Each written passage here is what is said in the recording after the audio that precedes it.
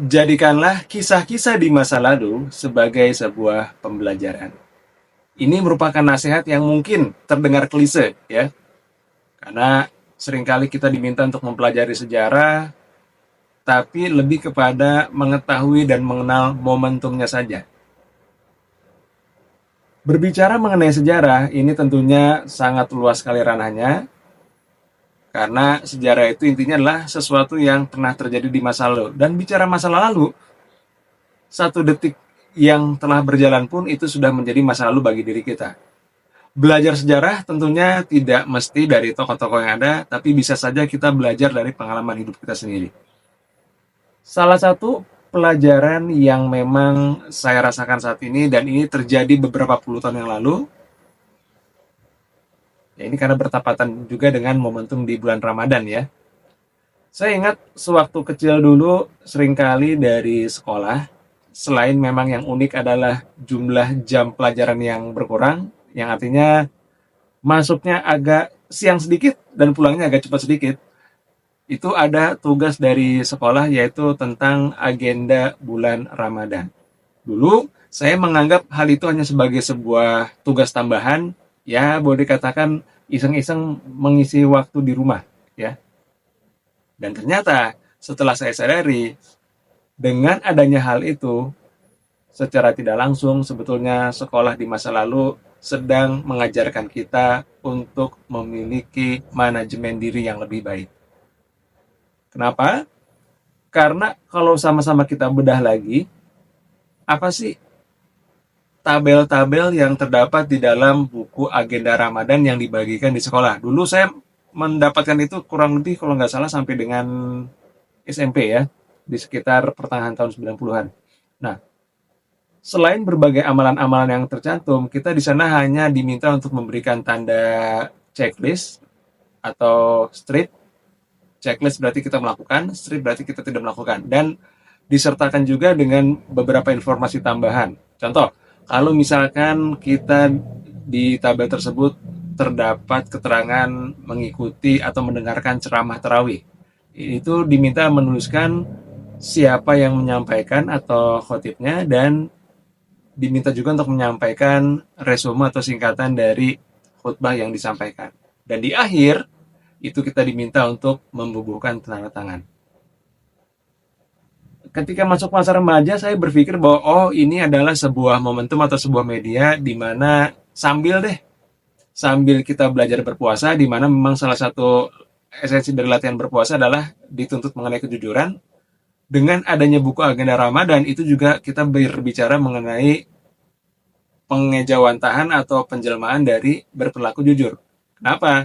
Karena nggak mungkin dong kalau kita nggak melaksanakan sholat tapi kita ngaku-ngaku sholat, ya. Hanya memang seringkali dulu itu sering menjadi kompetisi antar siswa, antar diri kita dengan teman kita yang lain. Wih, si ini sholatnya bolong-bolong, si ini sholatnya full, di sini tadarusannya masih kosong, di sini rajin tadarusan. Nah, ada sebuah dampak yang memang dirasa kurang baik dan itu bisa menjadi respon yang tidak tepat juga dijalani jika sebelum dibagikan buku agenda Ramadan tersebut itu tidak ada briefing yang mendalam ya tentang esensi. Walaupun mungkin kalau kita bicara mengenai esensi kepada anak-anak di usia seperti itu kayaknya agak berat juga ya. Tapi perlu digarisbawahi penting juga kita untuk memberikan brief kepada siswa-siswa. Yaitu apa? Yaitu bahwa ini bukanlah berkompetisi satu sama lain, ini bukan berkompetisi antar pelajar dan antar siswa, tapi ini lebih kepada bukti monitoring untuk diri kita sendiri. Ada baiknya seorang guru itu menekankan bahwa bapak atau ibu guru tidak membutuhkan yang namanya banyak-banyakan data atau informasi dari kalian. Tapi yang dibutuhkan adalah bagaimana kalian bisa jujur menyampaikan apa adanya. Kalau misalkan datang ke acara ceramah atau kajian, ya itu betul-betul disertakan dengan apa resumenya dan juga apa tantangannya, bukan malah meminjam buku rekannya yang lain. Nah, secara tidak langsung, kalau kita kembali ya mengingat nasihat yang sering kali disampaikan oleh para pemuka agama, para ustadz, para kiai, di awal atau bahkan di sebelum bulan Ramadan tentang kandungan dari surah Al-Baqarah ayat 183 yang menyerukan kita sebagai umat Islam untuk berpuasa, yang ujungnya adalah la'allakum tattaqun, agar kita menjadi pribadi yang bertakwa.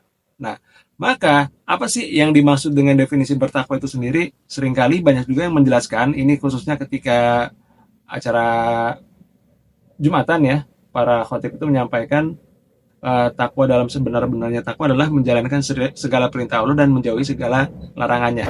Nah, yang menariknya adalah secara tidak langsung kita diminta untuk ketika ada sebuah goals, ketika ada sebuah tujuan, yuk kita definisikan atau deskripsikan turunannya itu seperti apa.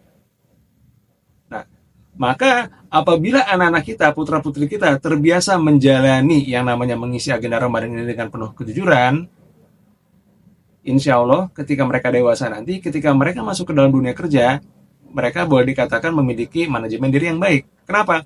Misal, ketika mendapatkan sebuah arahan, mendapatkan sebuah instruksi, mendapatkan sebuah tugas, dia bisa menerjemahkan apa maksud dari instruksi atau perintah yang dikatakan. Sehingga dia pun bisa menurunkannya ke dalam bentuk aktivitas-aktivitas turun kecil.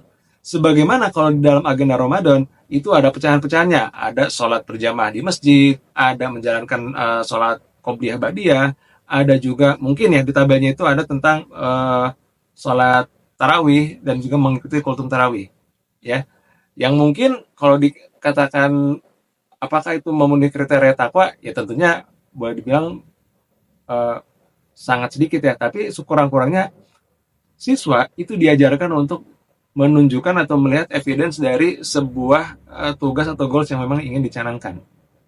Nah, maka buat Anda semua yang memang saat ini memiliki putra-putri dan memang dari sekolahnya mendapatkan tugas untuk mengisi agenda Ramadan, yuk berikan dukungan penuh kepada mereka. Berupa apa? Yang pertama, sampaikan bahwa apa yang dituliskan itu hendaknya merupakan sebuah hal yang memang murni dijalankan. Jika memang dilakukan, kalau tidak ya tidak. Yang kedua, kalau saya tidak salah, memang ada bagian di mana ketika di tabel ceramah, baik itu ceramah tarawih maupun khutbah Jumat, itu siswa diminta untuk membuat sebuah resume atau uh, pernyataan singkatnya lah yang menjelaskan inti dari khutbah tersebut. Yuk, sampaikan juga dan bahkan sampaikan sedikit hal teknis bagaimana sih cara kita untuk melakukan yang namanya mendengar aktif sehingga menangkap kata kunci dari apa yang disampaikan. Ya. Dan juga dengan adanya hal itu membiasakan putra-putri kita untuk menjadi pribadi yang gemar mencatat ya, sebagaimana kalau umat Islam itu dianjurkan apabila menghadiri sebuah majelis ilmu, maka jangan biarkan ilmu itu ibaratnya menjadi kuda liar. Ikatlah kuda itu dengan tali kekang dan tali kekangnya adalah berupa pena atau tulisan. Maka bagi Anda semua, sekali lagi, yang memang memiliki putra-putri dan saat ini ada tugas untuk mengisi agenda Ramadan, yuk berikan arahan, berikan dukungan secara penuh, karena itu merupakan bagian dari manajemen diri yang dilatih sejak usia sekolah. Terima kasih, selamat menjalankan ibadah puasa Ramadan. Assalamualaikum warahmatullahi wabarakatuh.